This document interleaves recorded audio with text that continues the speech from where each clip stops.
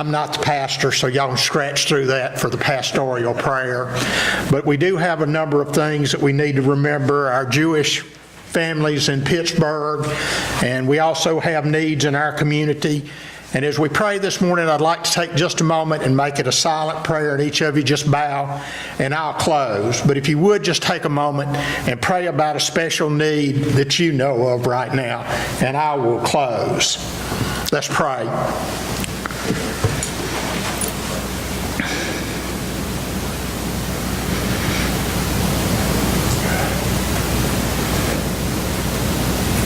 Lord, we come to you today at this place, a respite from the world. We lift it up and we lift this hour that we would hear your word and go out and be the people that you'd have us to be. That we'd lift up these communities that have been through so much in hurricanes, attacks. We don't know what to pray for sometimes, Lord, but we know you're in control. Be with us as we go into this service, that we'll take these words and go away from here and be the people that you'd have us to be. Forgive us of our sins, for we ask in Christ's name. Amen.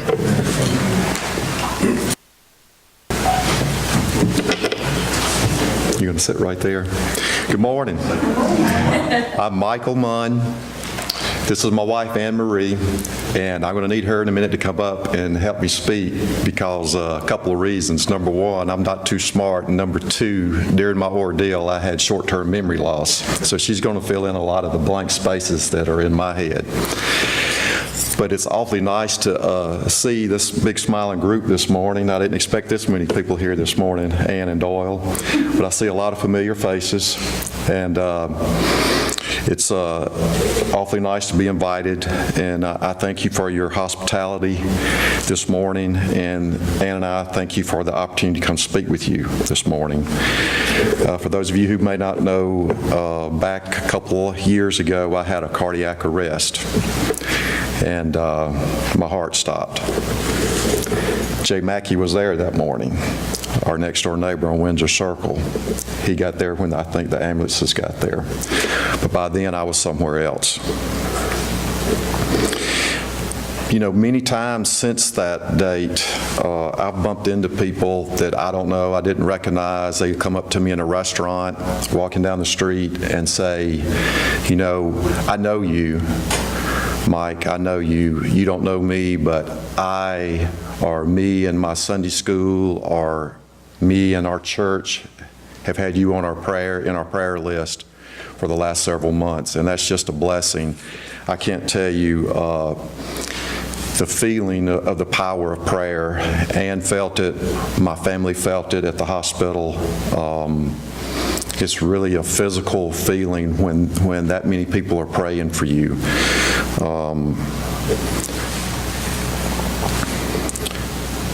And this morning, of course, I wouldn't be here without that power of prayer. I would not be here today if it wasn't for my wife, who gave me 20 minutes of CPR on the floor of our bedroom that morning. I wouldn't be here if it wasn't for my mom, who had gone on 5 months before me. And of course, I wouldn't be here if it wasn't for my God and Maker and His awesome power. Early on the morning of April the 28th, 2016, about 2.5 years ago, my heart stopped. But before we get into that story, I want to tell you a little bit about myself and Ann. I was born and raised right here in Meridian, large family. I'm the seventh of 7 children. I have 5 sisters and 1 brother. So Ann says I was spoiled. She says I'm spoiled, but I say I was beat up a lot. So we see it 2 different ways, huh? My mom was Louver D. Munn. I don't know if I've never heard that name before, since. Her first name is Louver D., 2 words, L-U-V-E-R-D-E-E. Her middle name is Warreen, Louver D. Warreen. She's from Newton County. She was from Newton County, and her granddad was pastor up at Gumwog Baptist Church, and her dad was a musician So his dad kicked him out of the church several years back. But my mom, she always had an instrument around her, whether it was an accordion or a guitar or a piano. She always liked to beat on an instrument. And I'd like to say I got some of that musical talent from her, but I don't. I can beat on a guitar a little bit, but that's about it. My dad was a carpenter here in Meridian. His name was C.E. Munn. He passed away back in 2014, a few months before my mom. Due to me being the seventh of seven and my mom being in her late 30s when she had me, she was bedridden for a lot of her pregnancy with me. And thank goodness, right across the street from us was an elderly couple, Mr. and Miss Portress. And Miss Portress, to my understanding, really helped take care of the large family. She cooked and cleaned, and she always prepared a large lunch on Sunday after church for the family. And shortly before I was born, this was back in the early 60s, well before sonograms or anything, Miss Portress sat down one Sunday afternoon with my mom, and she explained to her that, she said, "You're going to have a son, and I want you to name him Michael." And a couple of weeks before I was born, Miss Portress passed away. Well, of course, we were all raised in church.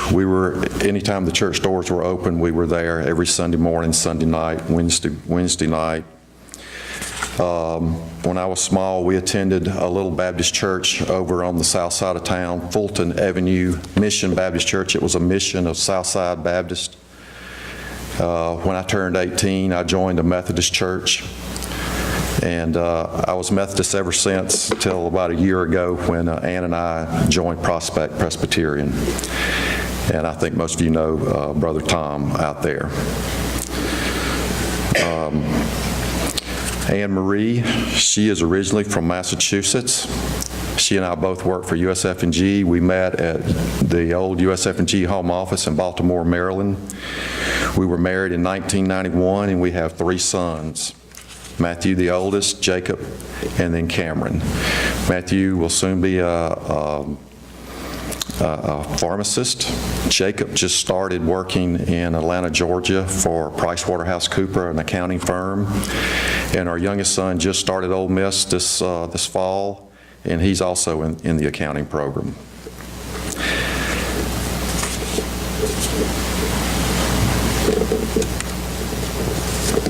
Approximately 5 months after my mom passed away at the end of 2015,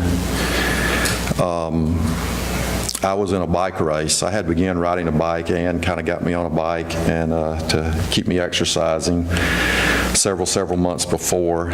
And about 5 months after my mom passed away, she taught me into riding in a bike race, the Mississippi Senior Olympics.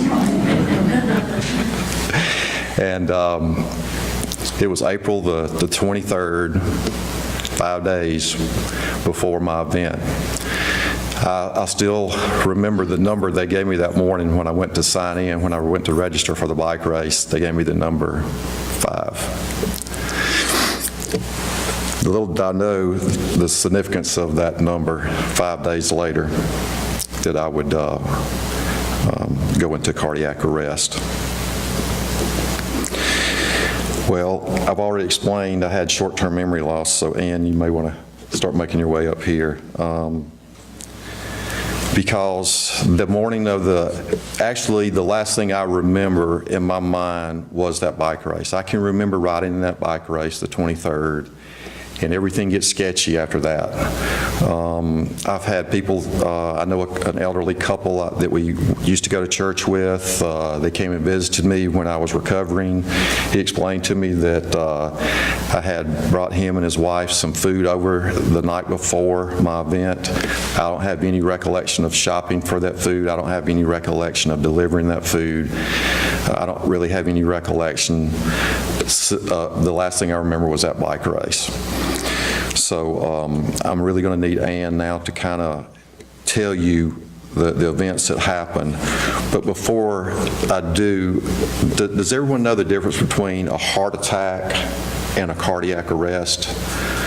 A heart attack is there's something wrong with the plumbing. There's blockage, there's a bad valve or something. A cardiac arrest is electrical. It's a sudden event. There was nothing wrong with my heart. I was not taking any medication at the time. There was nothing wrong with me that I knew of. It was just a sudden event. I was there 1 minute, and the next minute I was gone. One thing he forgot to tell you is that he did get a silver medal in that Senior Olympics. So I was very proud of him. But he was very healthy, never had any problems at all, didn't take any medication. And the morning that this happened, 5 minutes earlier, both of us had woken up and spoke to each other briefly and tried to squeeze in that last 5 minutes before the alarm went off. But instead of an alarm going off, he went off. He started making this awful exhaling sound that I can't even really describe. It was a horrid sound. And at first I thought he was playing, and I'm like, that's not funny. And I looked at him, and his eyes were open, kind of staring at the ceiling, but he wasn't, like, he didn't have any pupils. They were so tiny. And I could tell that he wasn't playing. This was something serious. So I immediately called 911 while I was screaming at him and shaking him. And I told the lady, I think my husband's having a seizure. I need an ambulance. And so in talking to her, I had to give our address, and she asked, why did I think he was having a seizure? I'm like, can't you hear him? And while we were talking for maybe 30 seconds, he stopped making that awful noise. And the silence was worse than the noise because his eyes never closed. And he just, it was complete silence, no movement. And I said, he stopped breathing. And she told me to put my head to his ear and listen and feel for any breath. And there wasn't one. So then I put my head on his chest, and there was no heartbeat.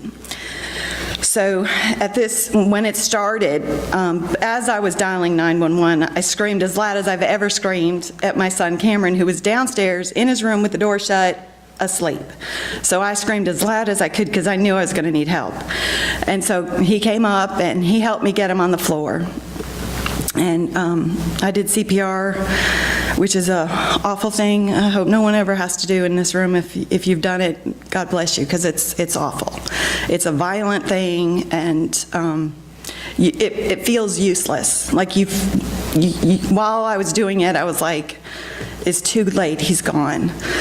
And as I was doing it, I was thinking, like looking in the air to see if I could see his spirit, and I was praying to God, don't let him in, don't let him die. And I immediately prayed to his mom and my mom and his dad. And I said, don't let him in. Don't let him into heaven. I was thinking he was like knocking on the door, and they needed to keep the door shut. And I prayed as hard as I've ever prayed. And sorry, I tell this story a lot, but I don't usually cry. And after several minutes, I don't even know how long, he took a gasp of air and gave me hope. And I was just thrilled, and I was talking to the lady. I had her on speakerphone on the 911, and that awful sound was now wonderful. And I was so happy, but it only lasted a few seconds. And then he left me again. I put my head on his chest again, and there was no heartbeat. So I started CPR again, and this happened over and over. He would give me a break. I realized later he was just letting me rest for a second. But then I'd have to do the CPR again. And it was the longest 20 minutes of my life. But finally, the EMTs got there. And just as they walked in the door, he started breathing. And then by the time they got up the stairs, which was maybe 5 seconds, he wasn't again as they walked in the door. And so we had to move him to the end of the bed where they could reach him. And they started CPR immediately, and they got the paddles out, and they shocked him. And he really came off the floor like you see on TV. It was very traumatic. But that's the last I saw for a little while, because I immediately went in the other room, got literally on my knees and prayed. And then I came back in because I needed the world to pray. And so I came back in, and Jay was there, and when I saw him, I was like, it's going to be okay because Jay's here. He's got training, he can fix this. He's seen this before, it's gonna be okay. And so I went in to get my phone, and Jay's like, let them do their work. And I said, I just want my phone. And I immediately picked up Facebook. My husband hates Facebook. But I said, sorry, Michael, but I'm putting this on Facebook. And I said, we need prayer. I didn't say his name or anything, so he wouldn't be mad at me. But I knew I needed the communities to help me and to pray. They didn't need to know why, God knew why. And I went back in, and they were shocking him a second time. And he would come back for them just like he did for me, but he wouldn't stay here. And so between the 5 or so times that he died on me, 3 times he died on them. But they finally got him back to where they could keep his rhythm. They said his heart was beating at 338 beats a minute. We have the little printout from their machine. And you know, your heart's supposed to beat at 60-something. So but it wasn't beating, it was just quivering. They demonstrated it like this. It wasn't, you know, your heart's supposed to beat like this, and it was just quivering. And they said that, you know, they were going to take him to the hospital, and so we followed behind. And as soon as we got there, you know, I expected answers. I wanted to know what was wrong and what his prognosis was, and they couldn't tell me anything. They all were very somber and serious. And Jay showed up at the hospital, and I could tell from him that, you know, this wasn't good. I had friends there, and family, you know, had already arrived. And we all had questions, and no one had answers. They moved him from the ER up to the CCU area, and they had a team of doctors, and it seemed like every 30 minutes they were coming out to talk to me, but they never had anything to say. They were there to just say that, you know, we're watching him, but they weren't doing anything for him. And for hours that went on, where every 30 minutes some doctor would come, a pulmonologist, a cardiologist, a hospitalist. They would come and, you know, just kind of shake their head like, he's very sick. And I'm like, no, he's not sick. You don't know my husband, he's not sick. He's fine. You guys just need to wake him up, because he was, you know, in a coma. So after several hours of them doing nothing, my 2 youngest sons and I were in the room during that visiting 10 minutes that they give you.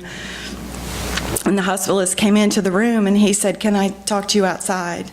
And I went outside, and he said, he has young family and a young wife. He did say that. And he said, we are not doing enough for him. And I said, I agree. You guys need to do something, because every time I said, you know, can you take, is there brain activity? Is there anything? They would say, we can't do any of those tests. If we move him down the hall, it could kill him. He's that weak. So there's, you know, it was a wait and see kind of thing, and I'm not comfortable with that. And so this hospitalist said, we're not doing enough for him. He needs a chance. And I know another cardiologist that would do something for him, is willing to try to do some procedures. Would you give me permission to call? And I said, of course. Well, that doctor was at another hospital, and he said that he would take him, and the hospital said, yes, I got approval. You know, I need your permission to move him. And I said, they said he couldn't move down the hall. And I said, how are they going to move him to another hospital? And he said, it's his only chance. So I said, okay, do it. We got to the other hospital, and that cardiologist met me in the waiting room immediately. He told me and our boys, he's very sick, but I need to do a cath on him. I need to look in his heart and see what's going on.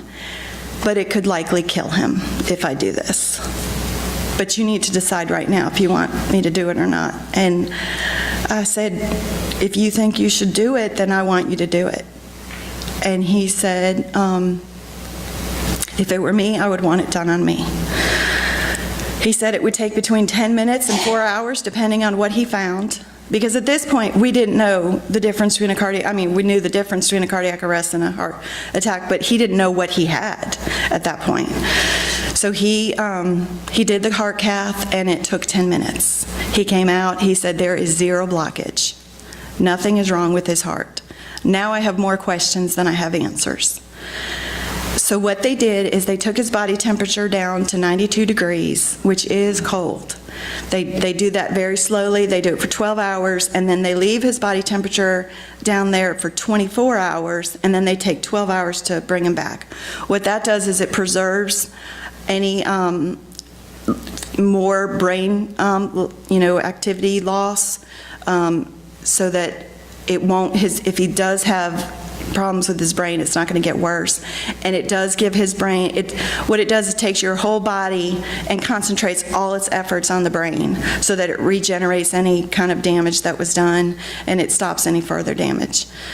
And it gave him a chance, because we didn't know at that point how much oxygen he had been without, for how long. No, I mean, while I was doing CPR for 20 minutes, we had no idea. So they did that, and it was the longest 3 days of my life. But when he made it through the heart cath, I was so happy, because this is wonderful news. And the doctors are like, no, it's not. It's just no news. Don't consider this good news, consider this no news. They were always trying to control my expectations. And I told everybody, all I want to do is a cartwheel. Like, give me some good news so I can do a cartwheel. And they would never. And then before his body temperature had come back to normal, when he was still in a coma, one of the cardiologists asked him to raise his eyebrows, and he did. And so I'm like, this is wonderful. Like, I can do a cartwheel now, right? And she said, no.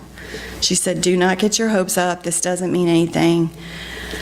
And I was like, I'm going to take this as good news. You can say that all you want, but I'm going to take it as good news.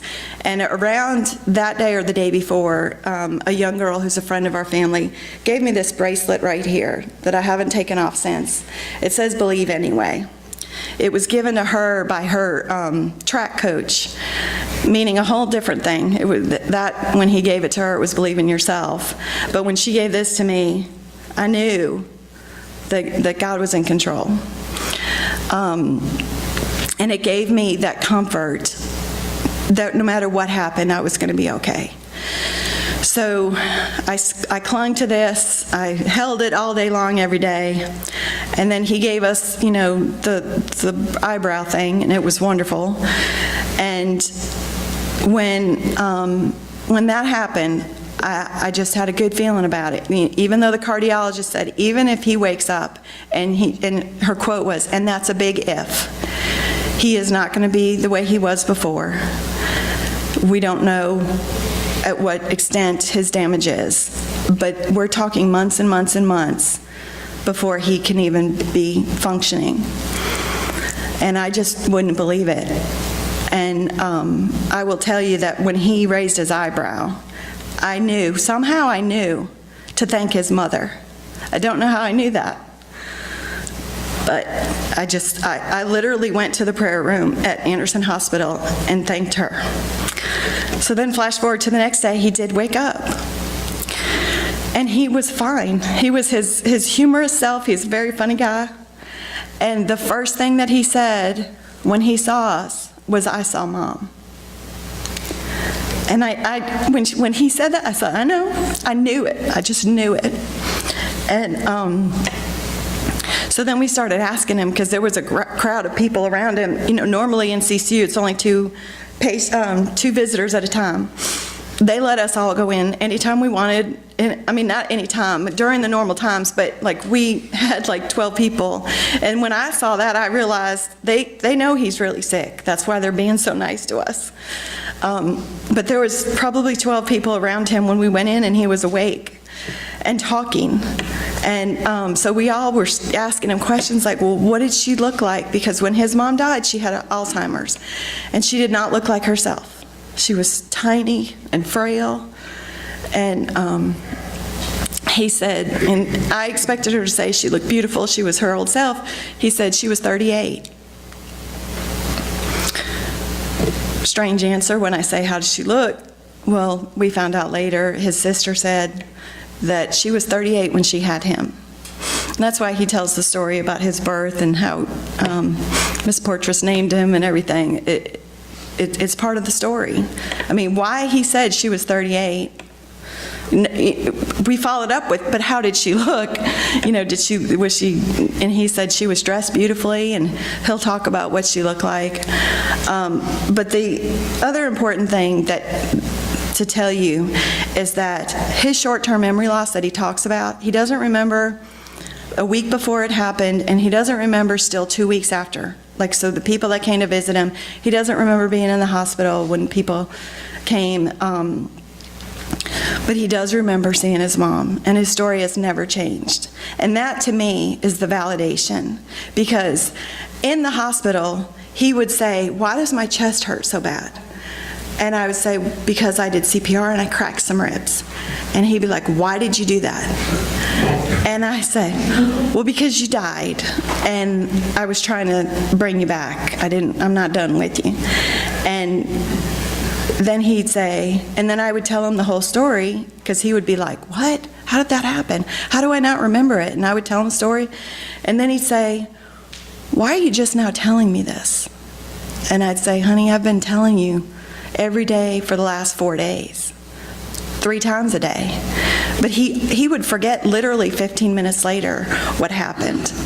But now, at any moment in that 2-week period, if you asked him about seeing his mom, he can describe it, and he'd use the same exact words. So for him to not remember anything else that transpired, he didn't remember. I mean, one day, the day after he woke up, he was talking on the phone to somebody. He's like, we went out to dinner somewhere last night. Where'd we go, Ann? And I'm like, no, you were in a coma last night, you know. I mean, he didn't remember anything, and it was pure innocent. He wasn't being funny. He truly didn't have any memory of what happened that morning. But when you ask him about seeing his mom or seeing heaven, the words that he used to describe it have never changed. And to me, that's the most validating part of it, that part is crystal clear in his mind, despite all the rest. I do want to just say one more thing, and that is that I want everybody to know that when somebody asks for your prayers and you give it to them, they feel it.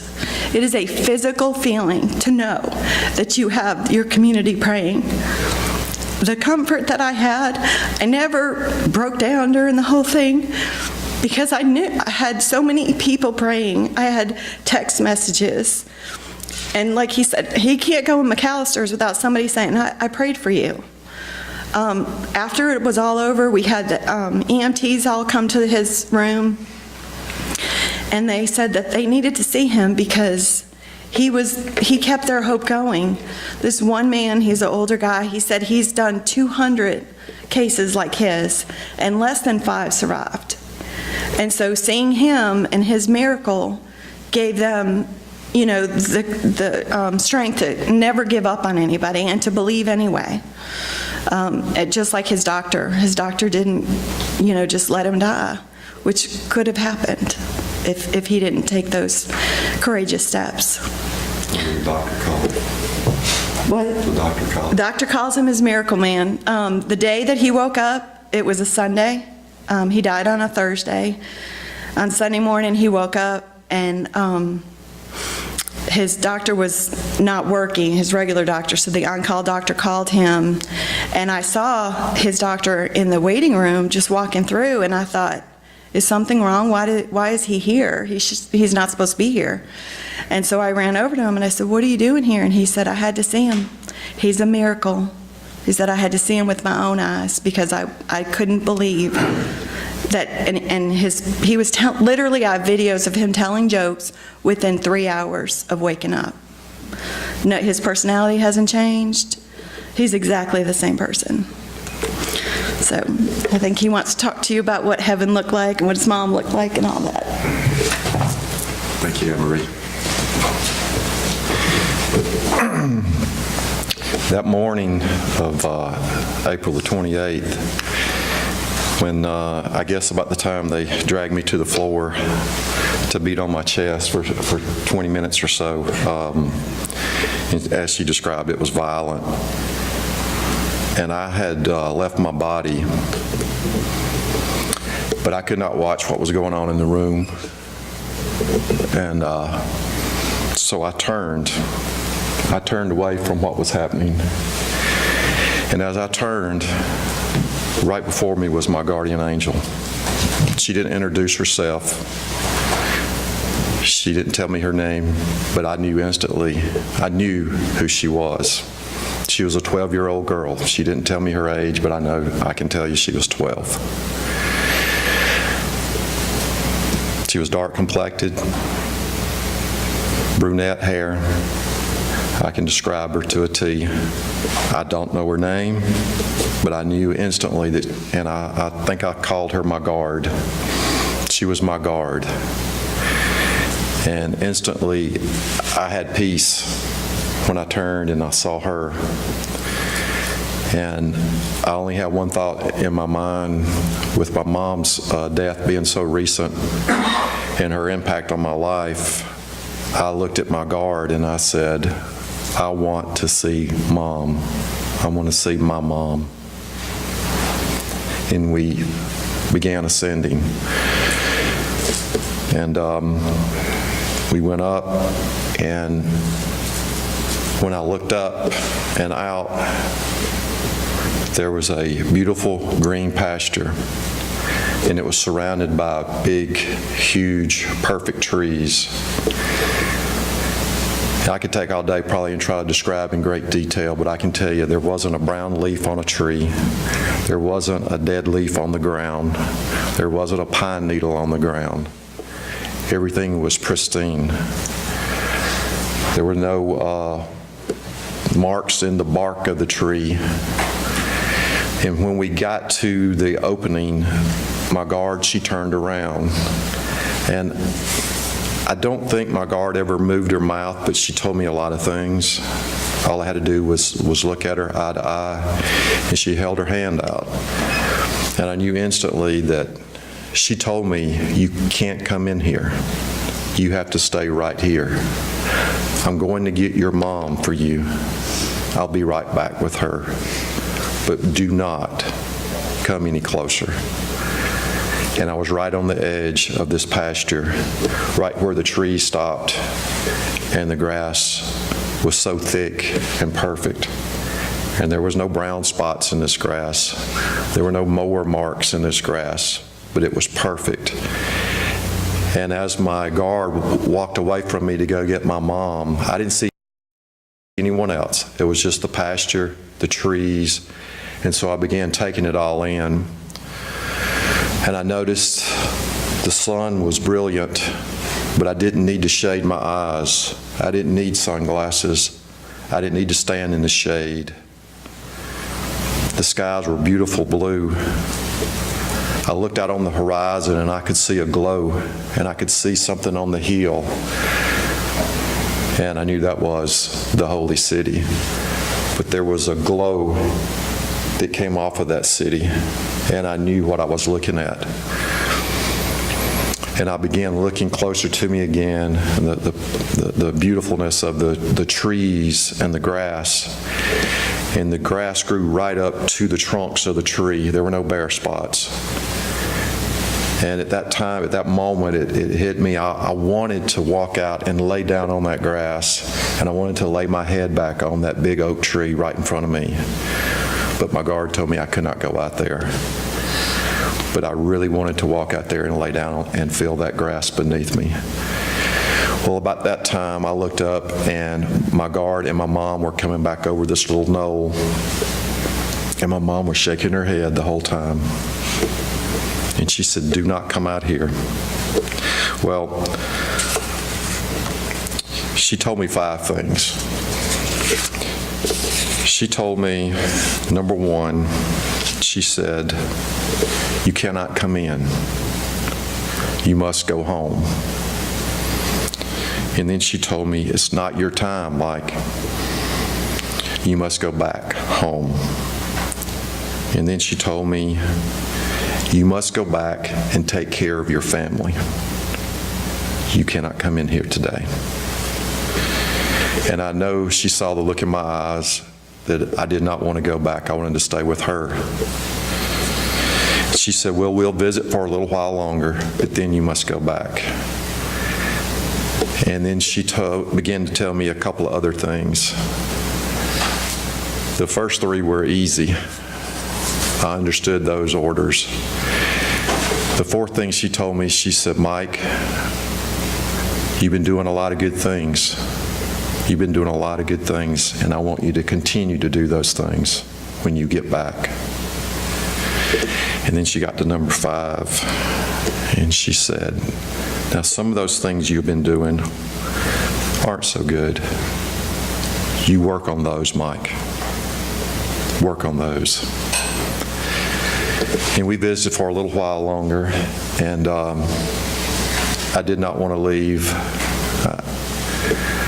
I did want to go back to my family, but I wanted to stay there. It was beautiful. The clothing, I would say I've never seen those colors before. She had a dress on that had this peculiar collar on it, more of a shawl kind of a collar, and the collar was colors that probably I'd never seen before. I could just say it was translucent, pearlescent, something. But I think that collar had meaning. I think those were maybe her crown showing. That's the way I took it. I don't know that, but it had that, her collar of her dress had something of importance to it. It had a significance to it. I wish I knew. I wish I could tell you today what that meant. And with her being the only person that I saw, other than my guard, and my guard had a gown on of probably some colors in there I did not recognize either. But that collar, my eye was drawn when I was talking to her. When she walked up to me, I kept looking at the collar of her dress. I remember that vividly, that unique colors I could not comprehend. And I just kept thinking, she has crowns, she has crowns. And it's in her collar of her dress. That's the way I saw it. And you took one of my lines by telling the 38 story, but that's fine. I had set that up well, I thought. She didn't tell me how old she was. I knew. My mom, I think, did talk to me with her mouth, but she didn't have to. If you looked eye to eye, you knew what was going on with the other person that you were looking at, I can tell you that. After visiting with her for that short while, of which I was very, very thankful today, my guard came back and we descended. And in my mind, I still remember the sun glistening off the side of the hospital as we descended, and I think I told them in the CCU room that morning when I woke up that my guard brought me back to the roof of the hospital, and apparently, I told them, a group of doctors and nurses grabbed me and brought me and put me in this basement we're in now. I had no idea we were in CCU. I just felt like I was in a basement somewhere when I did wake up. And it was a basement compared to where I had been, let me tell you. A lot of people say, well, you were sent back for a reason, Mike. Well, I don't think there's just one reason why I was sent back. And I think that every day when I wake up, there's another reason why I was sent back. And yes, I do look at things differently now. I love my family, and adore my our three sons, and my wife. And bless her heart, she's so much prettier than me. And I think one of the doctors asked her, was she my daughter? But am I missing anything?